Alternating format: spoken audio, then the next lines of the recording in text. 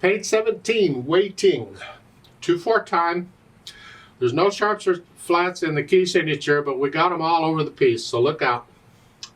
We'll take it one hand at a time, starting at the right hand. At the beginning, we have the triplets. 1 enda, 2 enda, 1. Now the notes are written here. Get the notes down, it's just a broken chord. But it has an 8VA over it, and that dotted line for the 8VA goes for the whole line. So we're, instead of here, we're up here.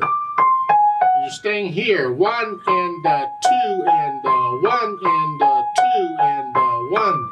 And you hold that down for the rest of the line. And the next line, the 8VA goes away. So now you're down here. It's an F sharp, F sharp. So really that's the chord. It's just a broken chord. 1 and 2 and then we have this GP thingy. I'll talk about that later. Let's go on. Then an F sharp. And you're going to hold that down for the rest of the line. It's tied.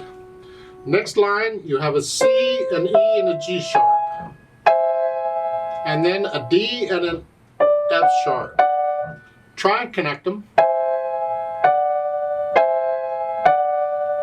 I use weight to push it down. I don't try and do it with the fingers. And as I'm lowering and raising the wrist, it's just a little bit. I exaggerate it so you can see it better, but it's a little bit. And each time the wrist comes down, I simply switch which fingers I want. But the weight pushes the notes down, not me. Try and connect them if you can. That takes practice, but this really is good practice. This will help you a lot in gaining control over your fingers and hands. Should do it in both hands. Never mind what it sounds like.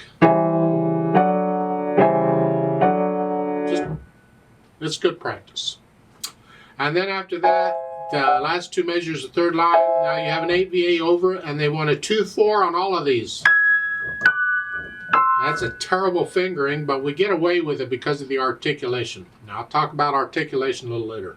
So we're okay there. And then the last line, you're doing that again.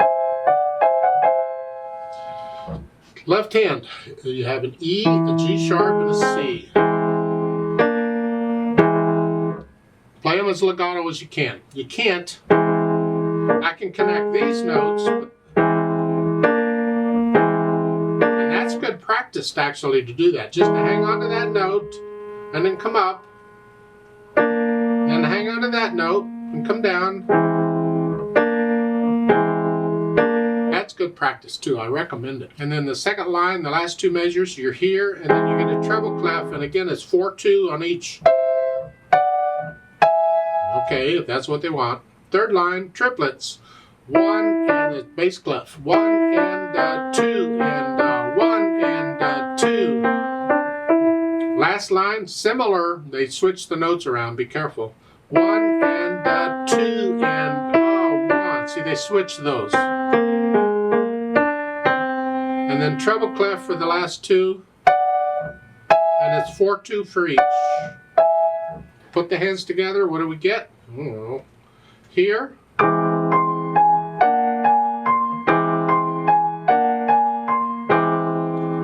Makes you wonder what they're waiting for, don't it? Next line.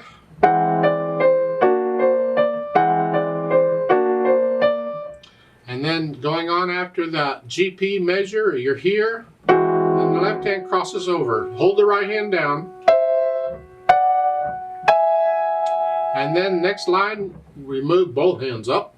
Now on this moving around, just lift up and move. You don't have to be in a hurry about it. But don't take a lot of time, just lift up and move. It's like taking a breath. Go on.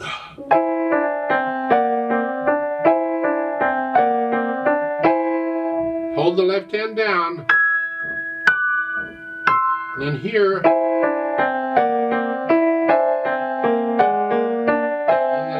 crosses over, like so. Then we can add the articulation. Well, most of it's legato. You're going to connect it. According to what they've got, you can do this. If you want, that's fine. If I were teaching, I really wouldn't care because the pedal covers it all up anyway, but I think it's good practice to connect it all. But if you want to do the slurs, I'll leave that up to you.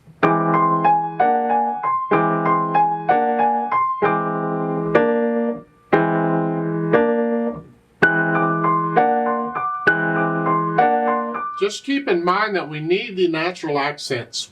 You need to feel these natural accents. The listener should actually understand that you're playing natural accents, and you feel them. The first beat of every measure is the strongest natural accent. So we want that 1, 2, 1. You feel this 1, 2, 1, 2. And then when you subdivide notes like this, we have triplets. Then each beat has a natural accent. So it's a 1, 2, and 1 and 2 and 1, 2 and 1 and 2. We should feel these triplets. Feel these natural accents, they're really important. The GP measure, I better talk about it. GP stands for grand pause. It simply means you stop, complete silence, don't move, nothing. So it's not really a specified time. It's like a fermata, you feel it. But even like a fermata, it really helps a lot of listeners in music if you will hold it a specified number of beats anyway. Because a person gets this rhythm going, and even with complete silence, the rhythm's still going. They're still hearing the beat, feeling the beat, even with silence.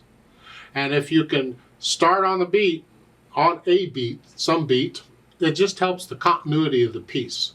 Don't have to. You can just pause and hold it, just freeze for a moment, and then when you're ready, go on. Chances are, when you're ready, it will be on a beat, because subconsciously you're still going to hear and feel that beat going. Well, here, I don't know why they put a grand pause and a whole note, or a whole rest, excuse me, and a fermata. That's a bit of an overkill. You don't need them all. The grand pause and the fermata is redundant in my opinion. You don't need them both.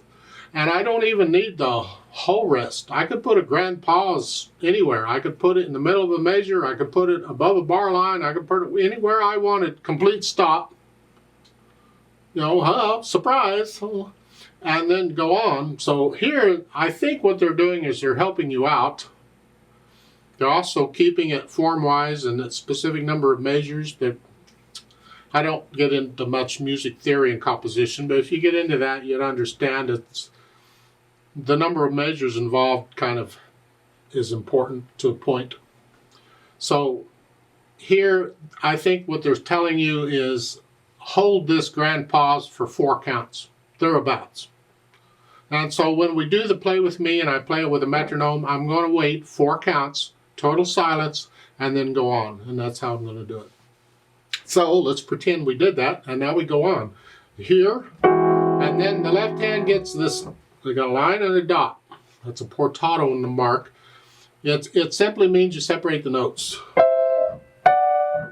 It's a long staccato.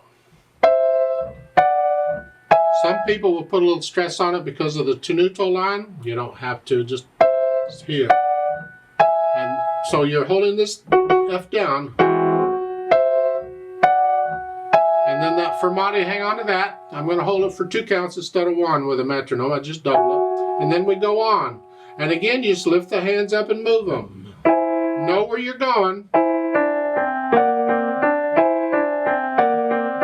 then again, in the right hand, this is the 3rd line down, the last couple of measures, you have that dot and line again, separate them. This is how come we can get away with this fingering they've got. Okay. And then the last line.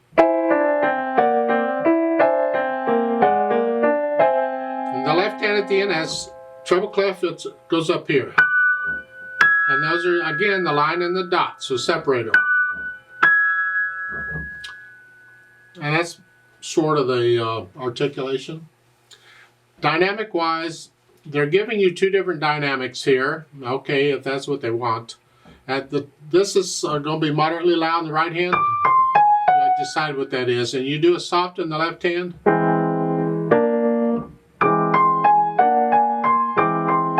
It kind of helps a little bit, because normally I'd say just bring out the melody. Well, in a piece like this, it's kind of hard to tell what melody is.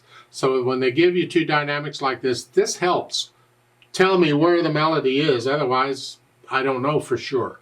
But, you know, if I were to guess, I would say the moving parts are melody. So I would play those out anyway. But this is good. I like this one on 2 different dynamics now, so we know for sure what to do. So it's soft here and moderately loud here.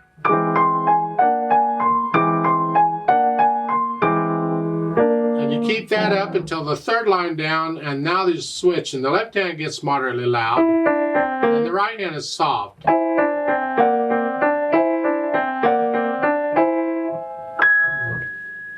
Then at the bottom, again, we're still, and you have a dim E molto rit. Diminuendo means get softer, and molto rit means molto is a lot, and retardando is slow down a lot. And in other words, you're fading away. So the last line you're here.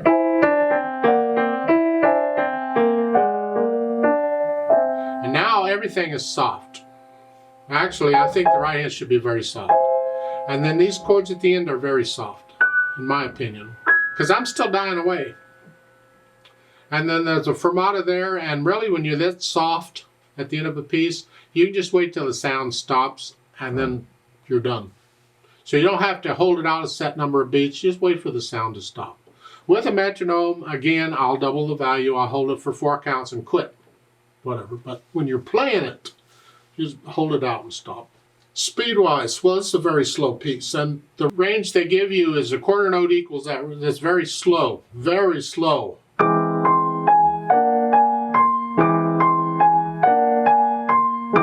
You're waiting slowly, I guess.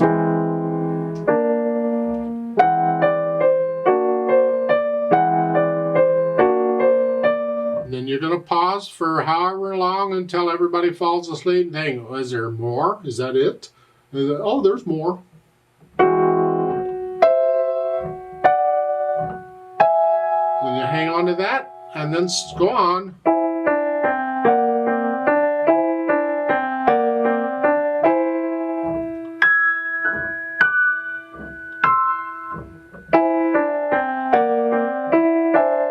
Slow down. And the people are saying, are we done waiting now? Finally? Are we there yet? I don't know. Then on top of that, they've added pedal to cover up all these other things you're doing. So we're going to smear it up real good with pedal. And it's overlapping pedal, and you're pretty much pedaling all the way through to the end. So I'm going to push the pedal down right after I play the notes at the beginning. We're up here. And at the measure, I'm going to play the notes first and then change the pedal.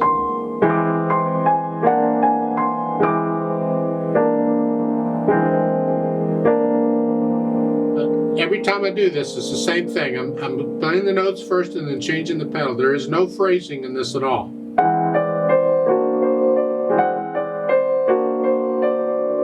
And here we just listen to this wonderful sound, noise, I'm going to do it for 4 counts, and then we go on. And even though you can't hear the portato, the long staccato, do the technique for it. And then hold that, and then we go on.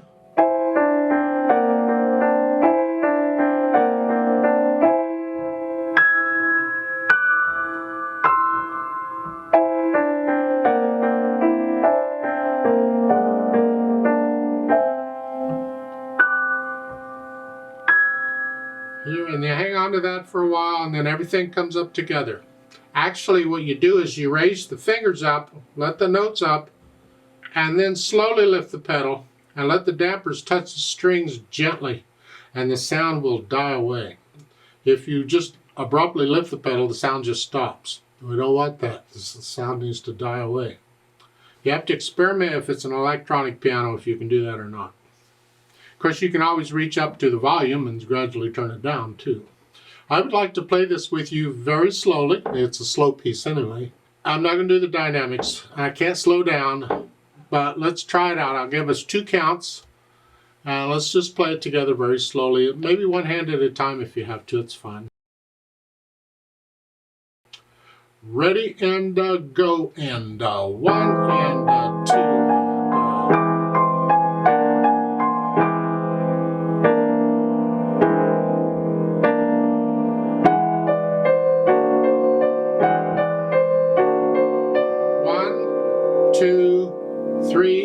F, go, and 1,